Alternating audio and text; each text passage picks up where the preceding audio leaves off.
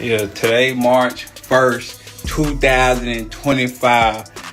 Y'all gotta stop capping on me, man. The only reason I look overweight in that picture. After Canelo Alvarez trained Errol Spence ahead of his proposed rematch with Terence Crawford, Crawford has fired shots at the pair, claiming Canelo's fate would be no different from Spence's when they lock horns in the ring in 5 months' time. Crawford found their union laughable, as he sees Spence as that fighter that would never be a threat to him, regardless of what the circumstances are. Crawford, trolling Canelo Alvarez and Errol Spence, tweeted on X, "They cooked!"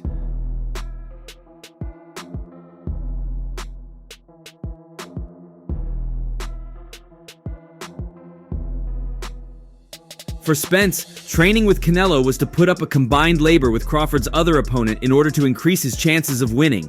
Well, Terence Crawford didn't find many issues with that.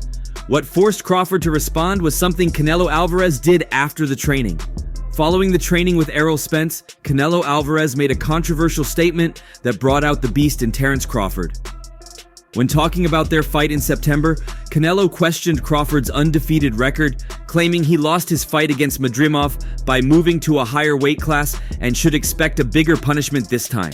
Shit, man, I stay fit, man. You did? Yes, sir.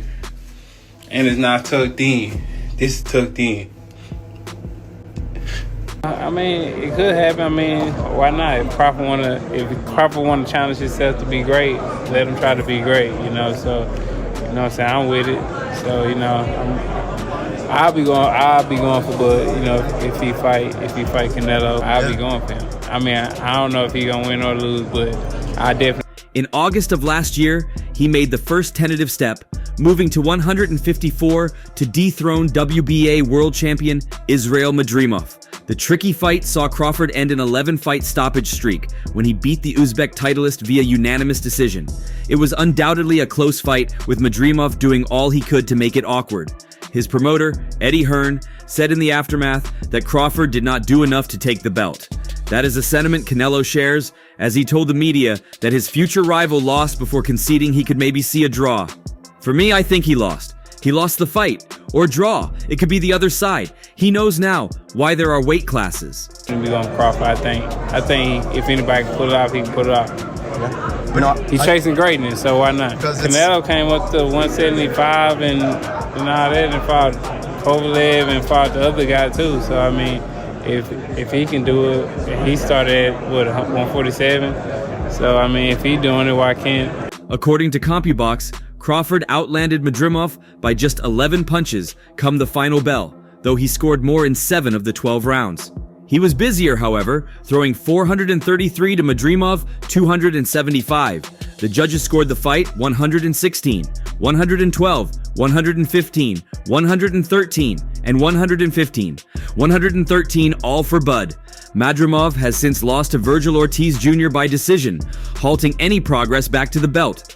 Whilst Canelo faces Skull in a matter of weeks, Crawford will remain in the gym, focusing on packing on 14 pounds in the most efficient way to cause what would be seen as one of the defining victories of the modern era.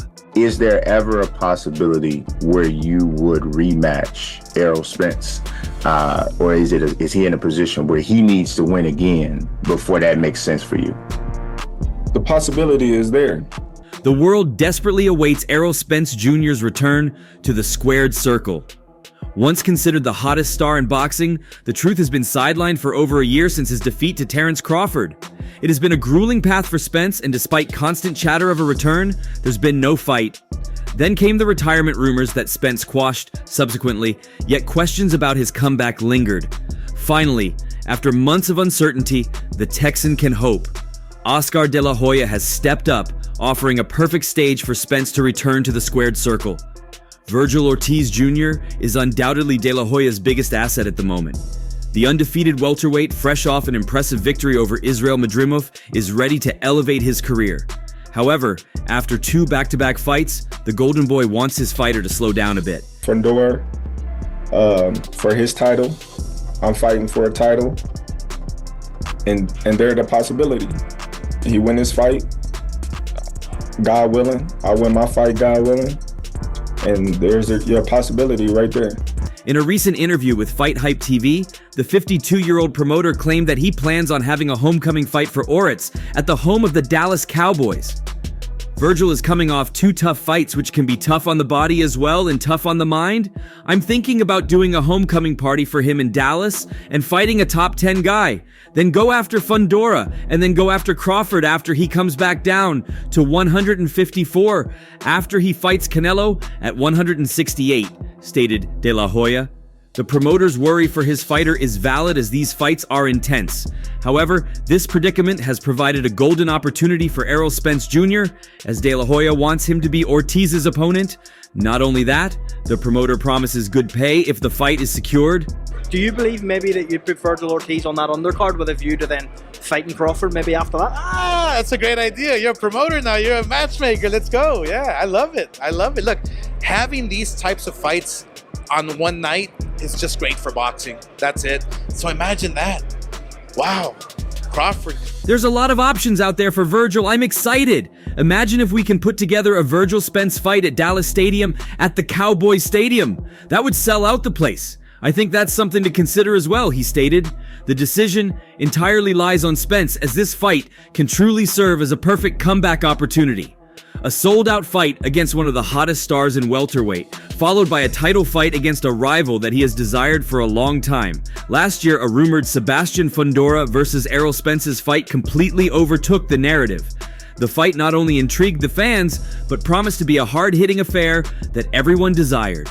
But as the World Boxing Organization refused to sanction the anticipated title fight, it was shelved.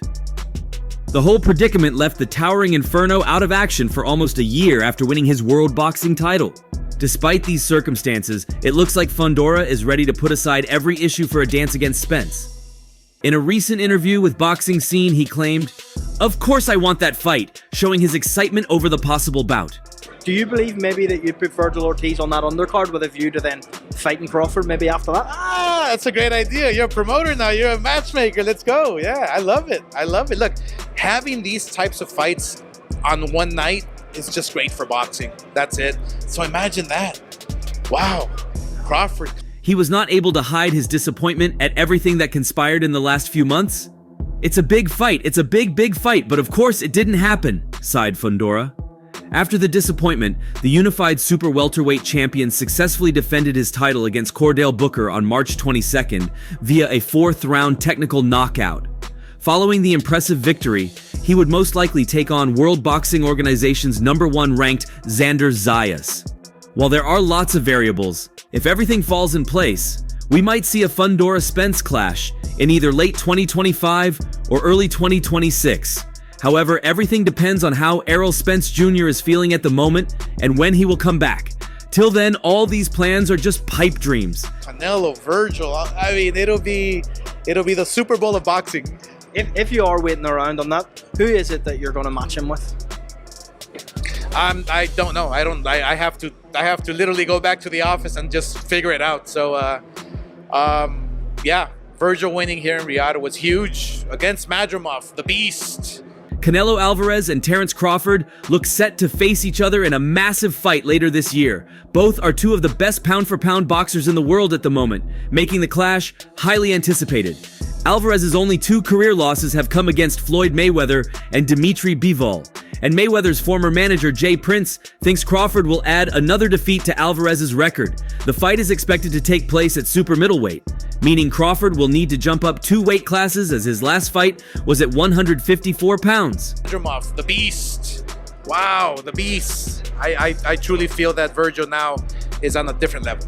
Final one from me. What did you say to Eddie Hearn in the aftermath of that win tonight? No, good, just, good fight. That's it. I mean, I think I'm 0-20 now, so... Or no, Eddie's 0-20. I think he's 0-4 or 5 with me, so it's okay. We're just chipping away.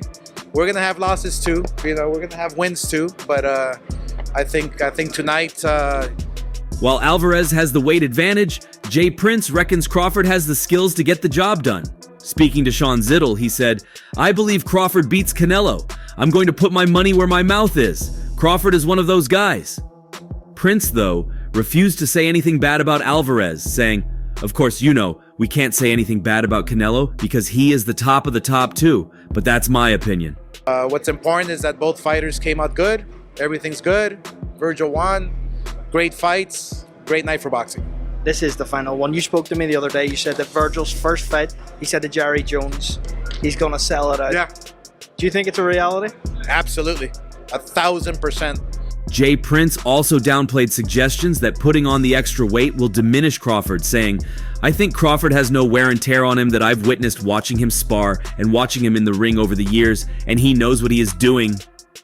Canelo Alvarez is powerful and has been fighting at super middleweight for a considerable amount of time. Hence, he has a better feel of the division than Alvarez, who fights at a much lower weight class. That said, Crawford is as skillful as they come. Alvarez, though, needs to take care of business against William Skull first on May 3rd. He aims to become the undisputed super middleweight champion again with a win against Skull.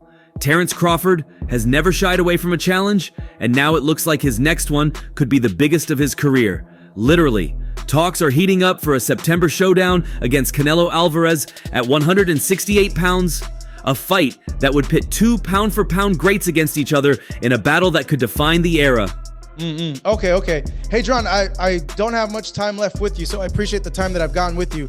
I'm curious to get your insight on a fight coming up between Terence Crawford and Canelo in September. Crawford's moving up a few weight classes to meet Canelo. Just your insight. How does Crawford cross that bridge? How does he nullify the weight difference and get a win against Canelo? I don't know. But not everyone's sold on the idea just yet, especially not Jaron Boots Ennis. Ennis, one of boxing's most exciting rising stars, is getting ready for his own test against Imantas Stanionis this weekend. Still, he found time to weigh in on the Canelo versus Crawford hype train, and he's not exactly handing out blind endorsements. In a recent interview with Fight Hub TV, Ennis raised a red flag about Crawford moving up 2 full weight classes. "I think Crawford should take a warm-up fight at 160 just to feel what it's like against a bigger guy," he said. Boots didn't hold back when talking about what Crawford's up against. Canelo's been at that weight for a while. He's been pinning big guys out. Crawford's smaller, and Canelo has been dropping dudes that come in at like 200 pounds on fight night. The reality is, Alvarez may not be a natural super middleweight either, but he's made a habit of hurting and finishing fighters much bigger than Crawford. That's not lost on people who know how the game works. That's like a 50-50, 60-40. You gotta lean towards Canelo because he's been at that weight for a long time now, and he been pitting big guys out and things like that. And Crawford a little smaller. So I don't know. We gotta see how it play out come whenever they fight. When they supposed to fight, September or something like that. September. Yeah, we gotta see how it play out. We don't know. It's boxing. But I think you gotta lean more towards Canelo. Because, like I said before, Others in the boxing world have echoed similar concerns. Timothy Bradley told BoxingScene.com that while Crawford is probably the most complete fighter right now, the size difference can't be ignored. "It's a real jump," Bradley said. Crawford, for his part, has never lacked confidence. On Max on Boxing, he made it clear, "I'll fight anybody, any weight. That's what greatness is about." And for fans, that kind of mindset is exactly what makes this potential matchup so compelling. So the question remains, can elite skill neutralize elite size and power? Crawford may be one of the best technicians the sport has ever seen, but if he goes straight into a fight with Canelo, he'll be doing it with zero margin for error. Canelo has had a number of big fights too, against the likes of Floyd Mayweather, Miguel Cotto, Shane Mosley, and Sergey Kovalev, while 3 of them have come against his former bitter foe, Golovkin. Big guys out and down, and Canelo not even really a 68 pounder. He probably really should be at 60 maybe. And he been hurting these guys. I think he be dropping these guys and things like that. So, and them guys be way bigger than him come fight night. I know that for sure. They be probably close to 200 pounds, and he dropping those guys like that. So, I don't know. It's gonna be a great fight. The fans want to see it. So, Alvarez and Golovkin met over a 5-year period. The first bout coming in September 2017 and ending in a controversial majority draw, though many felt that the Kazakh star should have won. A rematch took place 12 months later, with Canelo claiming a narrow points victory, while the third meeting in 2022 was arguably the most decisive of the 3, as Alvarez again won on points, this time more comfortably. Canelo has recently signed a 4-fight deal with Riyadh Season, with the first of this huge deal set to take place on May 3rd, when he takes on IBF super middleweight champion William Skull in a bid to become the undisputed super middleweight champion once again. One man who has had first-hand experience in preparing a fighter to face the Mexican icon is Errol Spence, who coached Gennady Golovkin in 2 of his bouts against Canelo in 2017 and 2018, respectively. I think it's a ridiculous fight myself. I think that Crawford is too small. Canelo is, in my opinion, the face of boxing right now. I think that look at his resume. I think it's a good fight for a little while. Crawford's hand speed will, just like when Golovkin fought Kell Brook, the hand speed was evident at the beginning of the fight. But as the fight goes on, Canelo's going to start pounding on him, and I think that the fight ends somewhere between the 9th and 12th round. Longtime boxing trainer Errol Spence talks to Fight Hub TV and shares his perspective on a number of fights in boxing, including some potential ones on the horizon. In particular, Sanchez explains why he believes Canelo Alvarez is a bridge too far for Terence Crawford. Talking about the Canelo Alvarez versus Terence Crawford fight, he said, "Come on, I think it's a ridiculous fight myself. I think that Crawford is too small. Canelo is, in my opinion, the face of boxing right now. Look at his resume. I think it's a good fight for a little while. Crawford's hand speed, just like when Golovkin fought Kell Brook. The hand speed was evident at the beginning of the fight, but as the fight goes on, Canelo is going to start pounding on him, and I think that the fight ends somewhere between the 9th and 12th round. I think anything Canelo hits him with is going to hurt him. He won't be able to catch him early because, like I said, the foot speed and the hand speed, and Crawford's a heck of a fighter at his own weight. 54, when he fought Madrimov in his last fight, showed us the weight makes a difference. I don't care how much weight he gains or how much he does to try to get up to that level. 168 is going to make a difference. You really think because of the size difference, he can stop Crawford? Well, absolutely. Absolutely. I think that anything Canelo hits him with is going to hurt him. He won't be able to catch him early because, like I said, the speed and the foot speed and the hand speed. And Crawford's a heck of a fighter at his own weight.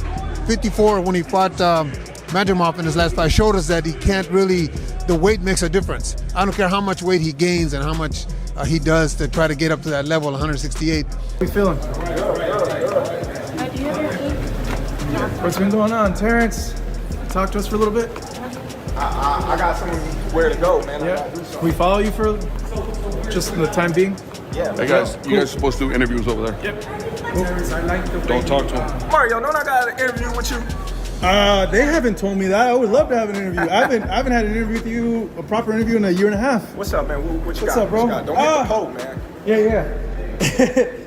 It's a ridiculous fight because, I said it a while ago, Crawford is a great fighter, but he's been the same fighter from 135 to 147. He's still the same fighter. He hasn't changed anything to make him viable at the bigger weights, but Canelo has. Crawford hasn't been destroying his opponents. He destroyed one who was a shell of his former self. But Canelo is destroying everybody that he fights, destroying them, but Crawford's not. Yes, it's a good money fight, but not a real fight. Vergil Ortiz has been open about the fact that he would like to face Crawford should he move back down to 154. If he does so after the Canelo fight, the 27-year-old fan favorite believes it will no longer be with an undefeated record. Speaking to the Ring magazine, Ortiz predicted a very clear win for the naturally bigger man. Just to keep it real, I think he's too small. Yeah, I know he just weighed in at 180 right now, but just putting on the weight and actually belonging to that weight are two different things. Your move up to 154, how much stronger are you feeling? How much better are you feeling at 54? I feel great. I feel strong. I feel motivated. You know, I'm just ready to go out here and do my thing. Yeah. Terence, tell us about that back and forth with Eddie. Oh, Eddie. Yeah, you look a little heated there. I ain't heated. No? Eddie just be throwing rocks and just saying anything that comes to his mind to make himself sound, I don't know. I would understand if he fought someone of less caliber, but it's Canelo we're talking about. That dude is good. He's been running boxing for a long time. I think it's going to be a very clear win for Canelo. He then elaborated, saying Crawford gets hit and that he cannot afford to do that against someone like Canelo. I know I'm going to get some hate for saying this. Crawford gets hit. He does. He gets hit like everybody else. Sometimes he gets hit clean. If you get hit clean by Canelo, that's not good. It's really not good, whoever you are. And Canelo's fast. It's not like he's a slow puncher. He will catch you off guard. It's just different. And that's all for now. For the very best updates on news, moments, events, and actions in the world of boxing, stay connected with us by subscribing to our YouTube channel, and don't forget to turn on notifications to get notified when we drop quality contents like this. Until next time, peace out.